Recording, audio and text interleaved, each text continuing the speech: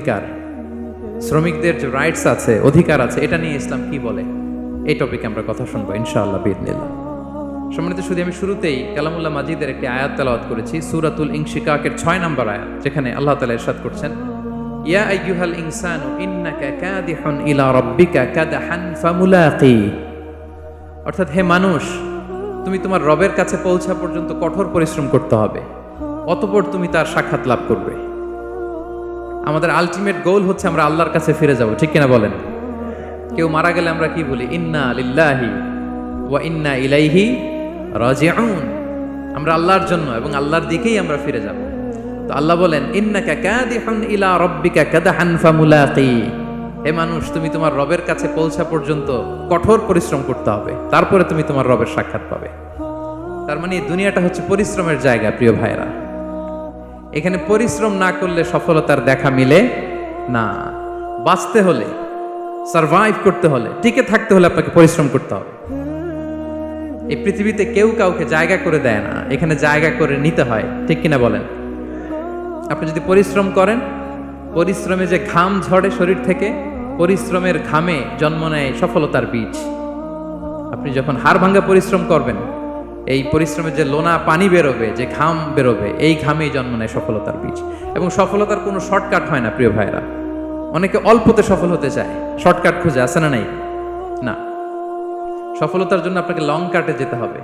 ওখানে কোনো লিফট থাকে না, সিঁড়ি বেয়ে উঠতে হয়। অনেকে চায় যে সফলতার লিফটে উঠবো, সুইচ চাপবো, সাকসেসফুল ইন লাইফ। না, এত সহজ না, আপনাকে সিঁড়ি বেয়ে উঠতে হবে। তাহলে পরিশ্রমের কোনো বিকল্প নেই। এই দুনিয়াটা হচ্ছে পরিশ্রমের জায়গা, সংগ্রামের জায়গা। আপনি সফল হতে হলে আপনাকে পরিশ্রম করতে হবে, করতেই হবে। আর পরিশ্রমে কোনো লজ্জা নেই। আমি বিভিন্ন আমার আলোচনায় বলি, কাজে লজ্জা নেই। কিসে লজ্জা নেই? আওয়াজ করে বলুন সবাই। কাজে লজ্জা নেই। লজ্জা হচ্ছে অলসতায়, লজ্জা হচ্ছে হাত পাতায়, লজ্জা হচ্ছে অকর্মণ্যতায়। কাজে লজ্জা আছে? লজ্জা কিসে বলেন সবাই? লজ্জা হচ্ছে অলসতায়, অকর্মণ্যতায়।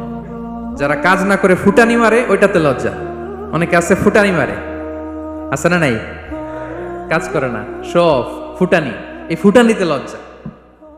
কিন্তু পরিশ্রমে কোনো লজ্জা নেই। এজন্য আল্লাহ তাআলা বললেন, ইয়া আইয়ুহাল ইনসান ইন্নাকা কাদিহুন ইলা রাব্বিকা কাদহান ফামুলাকি। হে মানুষ, তোমার রবের কাছে পৌঁছা পর্যন্ত তোমাকে পরিশ্রম করতে হবে, হাড় ভাঙা পরিশ্রম করে আমার কাছে আসতে হবে, তবেই সফলতা মিলবে। অন্য আয়াতে আল্লাহ তাআলা বলছেন, লাকাদ খালাকনাল ইনসানা ফি কাবাদ। নিশ্চয়ই মানুষকে আমি কষ্ট এবং পরিশ্রম নির্ভর করে তৈরি করেছি। এই পৃথিবীতে টিকে থাকতে হলে তাকে পরিশ্রম করতে হয়, কষ্ট করতে হয়। এবং দুনিয়ার এই সাইকেলটা যদি দেখেন, দিন এবং রাতের যে সাইকেল, রাতকে আল্লাহ বানিয়েছেন ঘুমের জন্য, রেস্ট নেওয়ার জন্য, বিশ্রামের জন্য। আর দিনকে আল্লাহ বানিয়েছেন কর্মচঞ্চল করে, কাজের জন্য। দিনের মধ্যে কর্মস্পৃহা আছে। আল্লাহ তাআলা সূরা নাবাতে বলছেন, ওয়াজআলনান নাহারা মাআশা। আমি দিনকে বানিয়েছি কর্মচঞ্চল। দিনে আপনি কাজ করবেন, হাড় ভাঙা পরিশ্রম করবেন, তবেই সফলতা ধরা দিবে, ঠিক কিনা বলেন? তাহলে প্রথমে আমরা জানলাম এই পৃথিবীতে পরিশ্রম করতেই হবে, পরিশ্রমের কোনো বিকল্প নেই।